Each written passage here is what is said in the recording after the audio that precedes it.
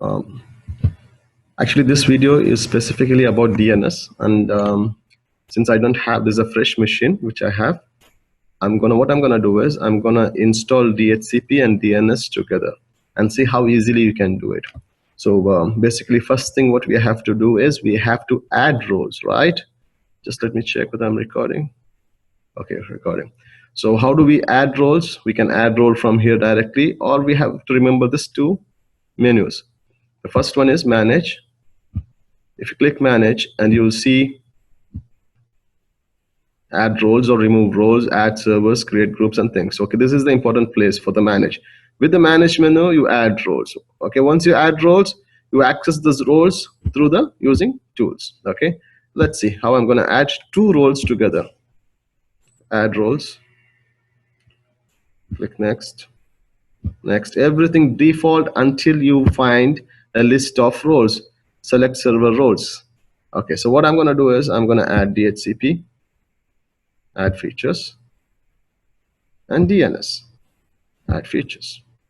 Okay, click next. Next, everything default, just keep going. Next, next.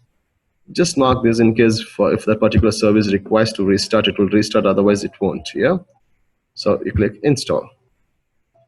So what is happening now is it's trying to add required files for DNS and DHCP server to function, and the tools and the management tools.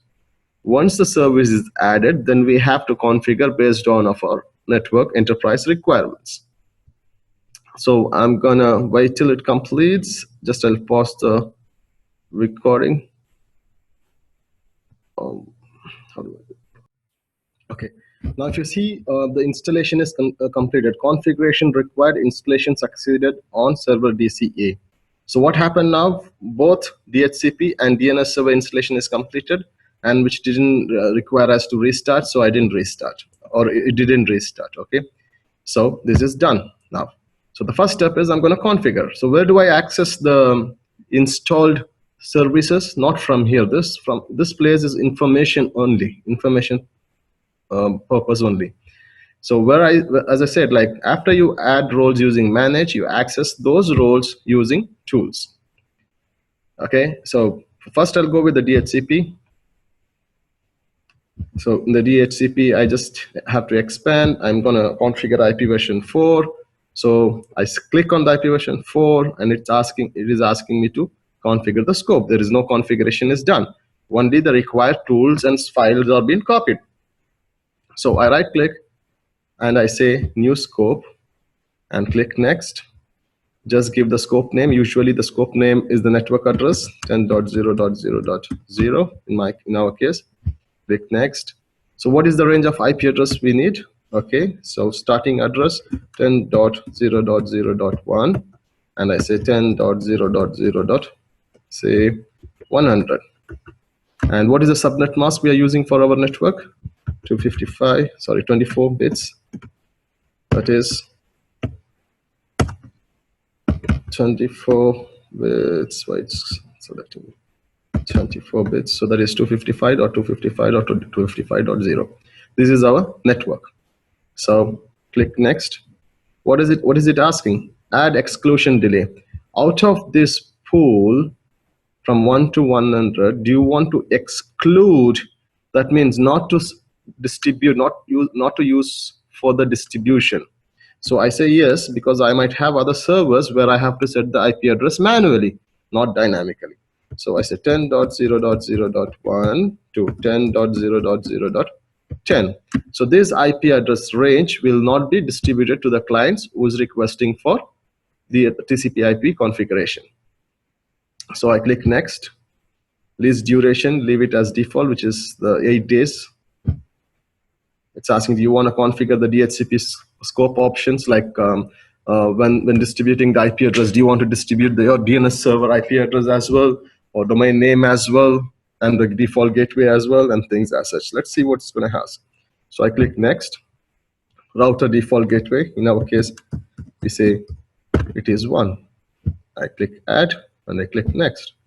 So what is the domain name? So in my case, it's hct.ae. In your case, whatever is being asked. So 10.0.0.1 is the DNS server address, which has been taken from my TCP IP address setting. So I leave it as default and click next. Win server, ignore it. We are not using any Win servers. So do you want to activate the scope? That is to start the scope and make the DHCP functional. I said yes, next, and finish. So I expand it a little bit and I see the scope options, my address pool, green color icon, that means the range to distribute, and red color icon says from this range, I don't want to distribute 1 to 10 to any clients. Okay, so there should not be any icon. Can you see the blue icon? There's something wrong. I right click, I say refresh. So it is green color, so it is fantastic. So if you see here scope options, all my configured, the router address, DNS server address, domain name address, this all information along with the IP address will be distributed to the clients. Any distributed IP address will be visible in this address leases place. Okay, so I just added the DNS and DHCP role. I configured the DHCP. Now let me configure the DNS. So again, from where will I access the DNS service, the tool, and the DNS? Okay, basically, as you know, like DNS serves the domain namespace. Okay, and also we can create forward lookup zone, that is name to IP address related database, and reverse lookup zone, this is the other way around, which is IP to name related database about all the computers in our network. And also DNS domain namespace also works based on the domain name. Okay, so what I'm going to create is I'm going to create a new zone. Okay, new zone. This DNS server will be authoritative to respond to the client's query. I click new zone. The information next. What kind of zone? Primary, secondary, or stub zone? Remember this explanation what we in our class discussion? Okay, I leave the default primary zone. Okay, what is a zone name? Zone name specifies the portion of the DNS namespace for which this server is authoritative. It might be an organization domain name, for example, Microsoft.com, or portion of the domain name, for example, newzone.microsoft.com. The zone name is not the name of the DNS server. The zone name is nothing but of this DNS server is authorized or authoritative for which namespace, which domain name. So in our case, it is httx.ae. In my case, I put hct.ae. Okay, or during exam, if I mentioned any domain name, you have to use that specific domain name. Click next. It's going to create a file called htae.dns to store all the zone information, that is all the database information about mapping name to IP address. Click next. Do you want to allow dynamic updates, or you don't want to allow dynamic update? Default is do not allow dynamic updates. Basically, if it is an Active Directory environment, you can have an option called allow only secure dynamic updates recommended for Active Directory. Current environment, we don't have Active Directory domain environment, so I'm going to leave it as is, and I'll show you how to change it later. Okay, so click next, finish. So now if you see here, expand from here, you click hct.ae, you have the 3 record start of authority record. That means for the domain name hct.ae, which computer is authorized or authoritative. So that is the first computer where I installed DNS server. And now can you see the name mapping? This computer name and to the IP address. This is also called resource record, or it's also called host A record. So I'm done with it now. Yeah. Let me go to the reverse lookup zone. So how do I create? Right click again. I say new zone. Click next. Primary zone. IP version 4. Okay. The zone reverse lookup zone keeps the record of IP to the name. So here it is asking our network ID. So I give 10.0.0. In my case, in your case, it will be 10.0.x, right? I click next, and everything as is. Next, next, finish. Okay. So if you open, you can see the reverse order of the network address. It says who is authoritative for this network address, what is the name server information. All this information is done. Now the question is, how the clients, all the computers, all the end devices in the network, it's going to register their name and IP address to the DNS server. This is by the dynamic updates, right? So what I have to do is I have to go and make sure the dynamic update is enabled. So the clients, whenever they restart or they use the command called ipconfig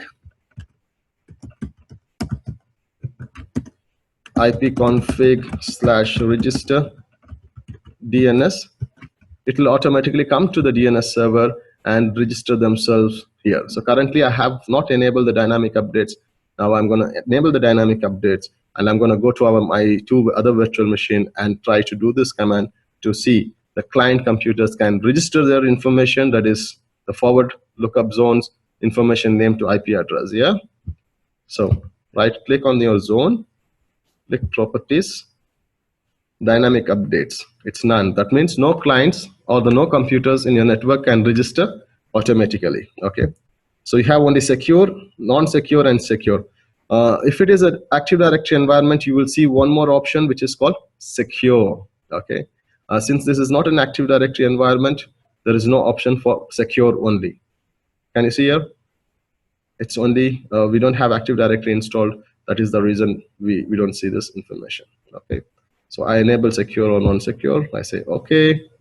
I do the same for the reverse lookup zone. Right click on the zone name, properties. I say secure or non-secure. I click OK. That's it. My DNS server configuration is done. Now what I'm going to do is but if you see here, but there's no other computer information is here. Yeah. So I'm going to go to other two computers in my network. That is server MBRB. I connect to it. I maximize the screen. I log in.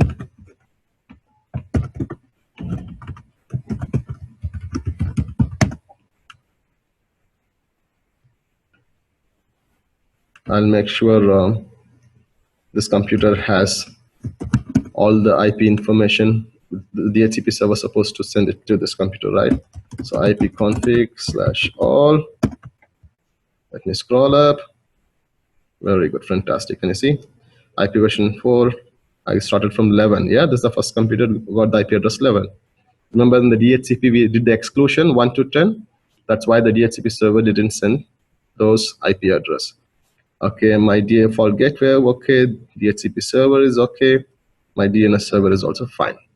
Now what I have to do is I have to, since I have just configured my DNS server, I have to run this command to tell this computer to go and register to the DNS server. If not, if you restart, it will automatically register the name and what is the IP address it has received from the DHCP server to the DNS server. Yeah. So I don't want to restart, so I'm using this command ipconfig/register DNS, single word. I enter. Okay. Now let us go back to our DNS server and check this computer. That is, this is the server MBRB is been registered or not. So I scroll, I minimize this and go back to my DCA. Okay, there's nothing yet, right? You just have to refresh it. Right click, not reload, refresh. And you see the MBRB registered? Okay. Similarly, I'm going to do, but the MBRC is not there still. I'm going to do the same thing in MBRC as well. So I go to MBRC, maximize it, log in, PA$WORD, which is our usual lab password. Just ignore this messages.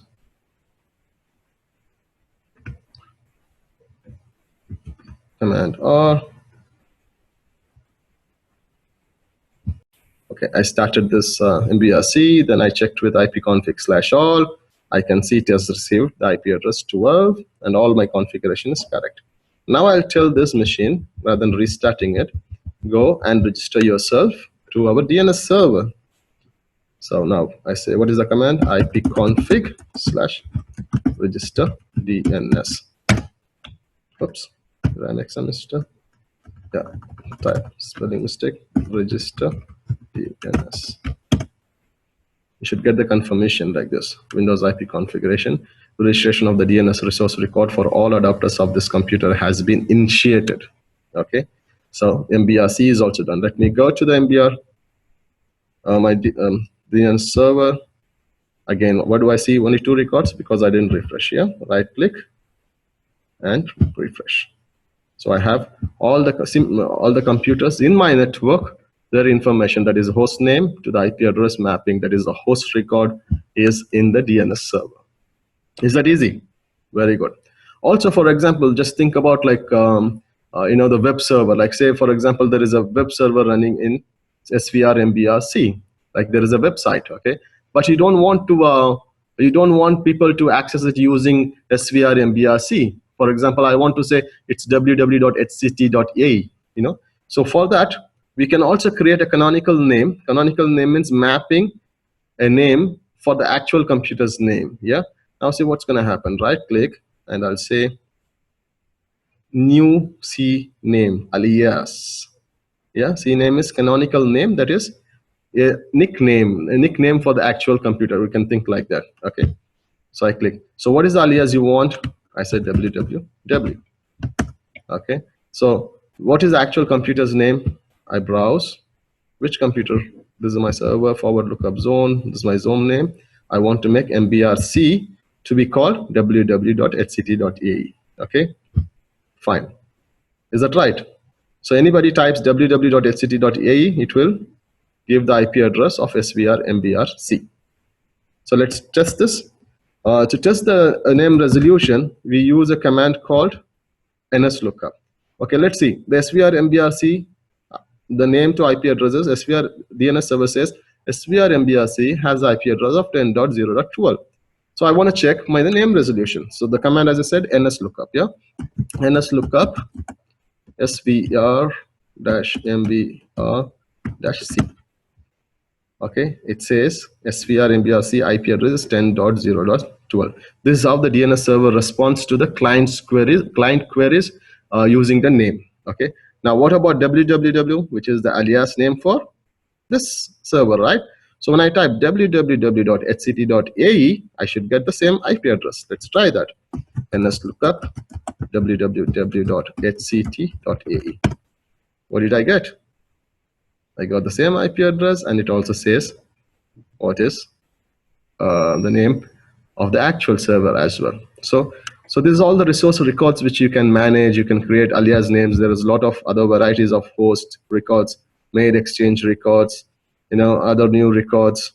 So there are many other records you can create as well. For our course, you should know how to create new records, or to create a manually add a name to IP address as such. Okay, let's go to this is called resource record, and the name to IP address is A records, or the host records, and alias name, you know what it is, right? So whereas here for the reverse lookup zone, this is called pointer records, pointing like which IP address is mapped to which computer. Can you see now? 10.0.11 is mapped to this one. This is the reverse lookup, right? Whereas the forward lookup maps by the name to IP. Reverse lookup maps by IP to the name. Okay. So why I didn't see my server DCA? I have MBRB, MBRC. This information, it shows who is authoritative for this network and what is the name of the name server. So what is the command to register myself rather than restarting? ipconfig/register DNS. Okay, let me refresh.